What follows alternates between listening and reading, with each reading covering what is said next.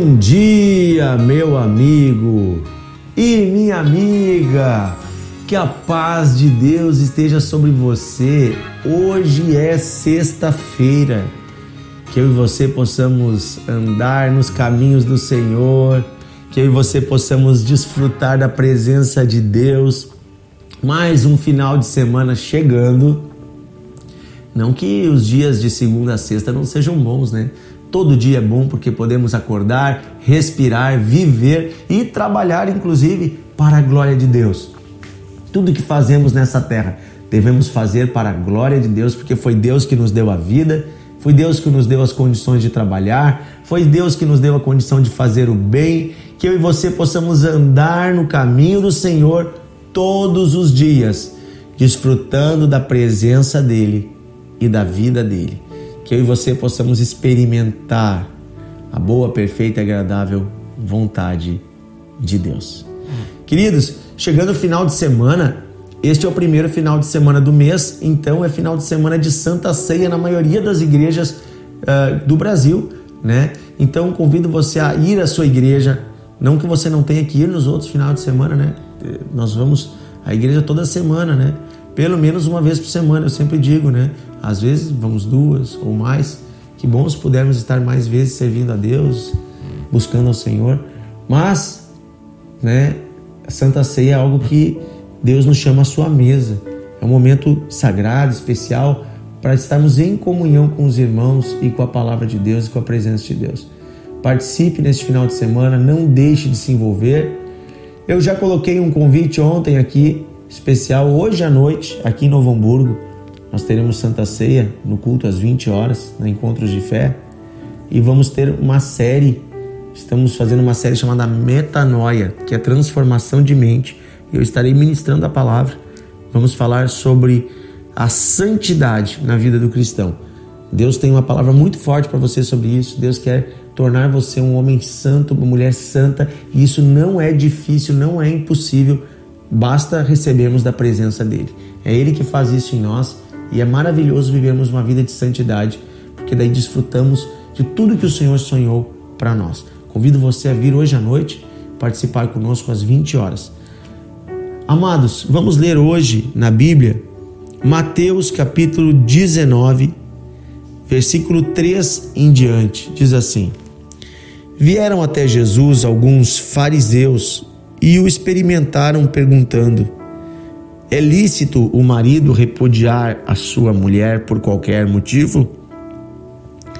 E Jesus respondeu: Vocês não leram que que o Criador desde o princípio os criou homem e mulher, e que disse: Por esta causa deixará o homem seu pai e sua mãe, e se unirá à sua mulher, tornando-se os dois uma só carne, de modo que já não são mais dois, porém uma só carne. Portanto, o que Deus uniu, não separe o homem. Replicaram-lhe os fariseus: Por que então mandou Moisés dar carta de divórcio e repudiar a sua mulher? Respondeu-lhe Jesus: Por causa da dureza do vosso coração, é que Moisés vos permitiu repudiar a vossa mulher. Entretanto, não foi assim desde o princípio. Eu, porém, vos digo: quem repudiar a sua mulher, não sendo por causa de relações sexuais ilícitas, e casar com outra mulher, comete adultério. E o que casar com a mulher repudiada, comete adultério. Disseram-lhe os discípulos: Se essa é a condição do homem relativamente à sua mulher, então não convém casar. Jesus, porém, lhes respondeu: Nem todos são aptos para receber este conceito, mas apenas aqueles a quem é dado. Porque há eunucos de nascença, e há outros a quem os homens fizeram tais, e há outros que a si mesmos se fizeram eunucos por causa do reino dos céus. Quem é apto para o admitir, admita. Então, queridos, aqui Jesus está falando a respeito do casamento. E é um ensinamento muito importante, porque você, quando lê o livro de Gênesis, nós lemos aquela passagem que Jesus leu inicialmente. Ele disse, olha, Deus criou homem e mulher, e Deus disse, se unirão e serão uma só carne. Ou seja, diante de Deus, quando alguém casa, se torna uma só pessoa. Não são mais dois, mas são um. E não separe aquilo que Deus uniu. O casamento é santo e é sagrado diante de Deus, porque ele é a união entre um homem e uma mulher para viverem a vida inteira juntos. A perversidade humana tornou o ser humano, o pecado tornou o ser humano um objeto nas mãos do outro. E infelizmente as pessoas começaram a brigar dentro dos casamentos e também a se interessar por outras pessoas. Não basta mais apenas o marido ou a esposa. O pecado está no olho, começa olhando e desejando a mulher do outro, e daqui a pouco está repudiando a sua ou repudiando o seu marido. Então tudo isso é pecado. Está lá nos 10 mandamentos, inclusive. É pecado você se envolver com uma mulher que não é a sua, um homem que não é o seu. É pecado até você olhar e desejar. Mas o coração do homem faz tudo isso. E aí, por causa dessa dureza de coração, havia muitos casos de brigas e confusões entre as famílias. E na lei antiga, as mulheres não tinham patrimônio. O patrimônio das mulheres, o patrimônio das famílias estava nas mãos do marido. Então, se uma mulher saísse de casa, ela saía sem nada. O que Moisés fez por causa da dureza de coração? Ele permitiu que os homens, quando quisessem, quando houvesse uma briga, uma discussão, não quisessem mais o casamento, dessem uma carta de divórcio. Isso está lá,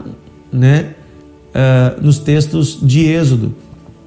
A carta de divórcio. Foi permitido. Moisés disse, olha, se vocês repudiarem a mulher de vocês, deem a ela uma carta de divórcio, então ela está livre de vocês e ela pode voltar à família do pai, ou seja, ela volta a ter a herança do pai. Isso Moisés permitiu como uma forma de garantir direitos a essa mulher, porque senão ela não teria direito a nada, porque ela já não tinha mais a herança do pai e não teria direito aos bens da família do marido. A mulher ficava como uma andarilha, sem direito algum. Agora, essa lei de Moisés permitiu pelo menos alguma dignidade a esta mulher que foi repudiada pelo seu marido, que o marido mandou ela embora. Porém, Jesus aqui diz, olha, que essa nunca foi a vontade de Deus. O divórcio foi uma concessão de Deus ao coração duro da humanidade, mas que nunca foi a vontade de Deus. Ou seja, Deus nunca quis o divórcio, e o divórcio é pecado diante de Deus. Mas em alguns casos, por causa da dureza de coração, Deus permitiu, porque era o menor dos danos. Talvez seria muito pior ficarem juntos ali, porque haveria talvez até mesmo a violência ou coisa pior. E Jesus então diz, o único caso no qual diante de Deus não é pecado você ter o divórcio é no caso de uma relação fora do casamento. No caso que a pessoa quebra a aliança se envolvendo com outra sexualmente fora do casamento. Então, aqui nós vamos ver Jesus trazendo uma seriedade para a coisa do casamento. E os discípulos dizem, olha Senhor, se a situação é essa e não dá para separar assim de qualquer jeito, olha, muito complicado casar. Muito complicado casar. É sério, o casamento não é brincadeira. Jesus disse, daí os discípulos disseram, é melhor então ficar sem casar. E Jesus disse, mas isso não é para todos. Nem todos têm um chamado, uma vocação para viverem sem um casamento, sem um relacionamento. E aqui Jesus está falando inclusive das necessidades afetivas, necessidades biológicas, necessidades sexuais, necessidades em vários aspectos do ser humano. Nem todos têm esta condição de viver sem casar e não estar em pecado. Não estar pecando, como Paulo diz, se é para viverem abrasados, ou seja, queimando em brasas, é melhor que se case. Então o casamento, ele é um normal. Deus disse, unirá, né, o homem e a sua mulher e serão os dois uma só carne. Então o normal de todas as pessoas é se casar, é formar uma família. Há algumas exceções, algumas pessoas que Deus deu essa graça, para daqui a pouco não terem esse desejo. E alguns foram feitos assim pelos outros, diz ali, né? E alguns se fizeram desta forma por amor ao Evangelho, para se dedicar mais às coisas de Deus, como o próprio apóstolo Paulo escolheu não casar para ter mais condições de pregar o Evangelho como missionário. Então, o casamento ele deve ser honrado por todos. A Bíblia nos diz isso, o casamento deve ser honrado, o casamento é algo sagrado. Não se joga fora uma família, não se joga fora um casamento, e Deus vai cobrar dos infiéis. Deus vai cobrar dos infiéis. A palavra de Deus diz para nós valorizarmos. Há um texto que diz assim, ó, honra, alegra-te com a mulher da tua mocidade. O que é isso? A vontade de Deus é que você, sendo velho, ainda esteja com a mesma esposa, né, a mesma mulher que você começou lá na sua juventude. E se alegre com ela. Alegra-te com a mulher da tua mocidade. Ou seja, a vontade de Deus é que o homem e a mulher sejam fiéis, porque Deus é fiel. E o casamento é algo santo, sagrado. A relação dentro do casamento ela é santa, ela é sagrada, ela é abençoada por Deus. Quando ele diz serão os dois uma só carne, quer dizer que o sexo dentro do casamento é uma bênção, é algo abençoado. Inclusive o apóstolo Paulo diz para os irmãos na sua carta que um casal, depois de casado, não deve se abster das relações, ou seja, não deve, ele fala inclusive, não deve ficar mais do que 2 ou 3 dias sem ter relações. Em um caso de uma exceção. Por quê? Porque é a vontade de Deus que dentro do casamento haja intimidade entre o casal, haja amor, e o amor ele vai fluir também nas relações íntimas. Então eu estou falando algo aqui hoje que é da vida cotidiana de todos nós. Jovem, preste atenção. Deus tem uma esposa para você, Deus tem um esposo para você, mas encontra essa pessoa na igreja, encontra essa pessoa dentro dos filhos de Deus. Paulo diz que aquele que está no Senhor deve casar no Senhor, ou seja, deve ter um esposo cristão, uma esposa cristã. A palavra de Deus também nos fala sobre o jugo desigual, que não devemos nos colocar em um jugo desigual com os infiéis, ou seja, uma moça cristã, um moço cristão não deve se envolver com uma pessoa que não tem a mesma fé, a mesma convicção, a mesma vida com Deus, porque vai sofrer. Será um jugo, será um fardo, vai ter que carregar algo depois para o resto da vida, porque não é brincadeira. Depois que se casou, não é assim agora, não deu certo, eu vou embora, não. Deus vai dizer para você lutar por esse casamento. Deus vai dizer para você orar, jejuar. Inclusive a palavra de Deus diz que se você já é casado, mas o seu esposo ou a sua esposa não tem a mesma fé que você santifica o seu marido ou a sua esposa. O cristão, ele leva a santidade para dentro da sua casa. E pela sua fé, a sua família toda será salva. Amém? É hora de lutarmos pelas nossas famílias, porque elas são sagradas diante de Deus. O casamento deve ser honrado, respeitado. Querido Deus e Pai, pedimos a Tua graça hoje para sustentarmos as nossas famílias dentro da Tua direção. Pedimos a Tua graça, Senhor, para sustentarmos o casamento dentro da Tua vontade. Que cada marido possa honrar a sua esposa.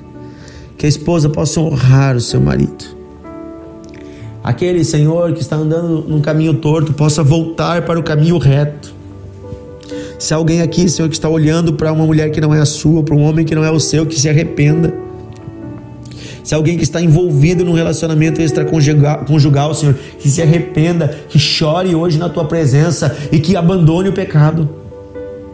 Eu quero pedir hoje, Senhor, por pessoas também que já estão no 2º, 3º casamento. Tem misericórdia dessas pessoas, Senhor. Perdoa os pecados do passado, mas que a partir de hoje, este homem e esta mulher possam honrar o casamento no qual está e possa daqui para frente se manter fiel a esta pessoa com quem está.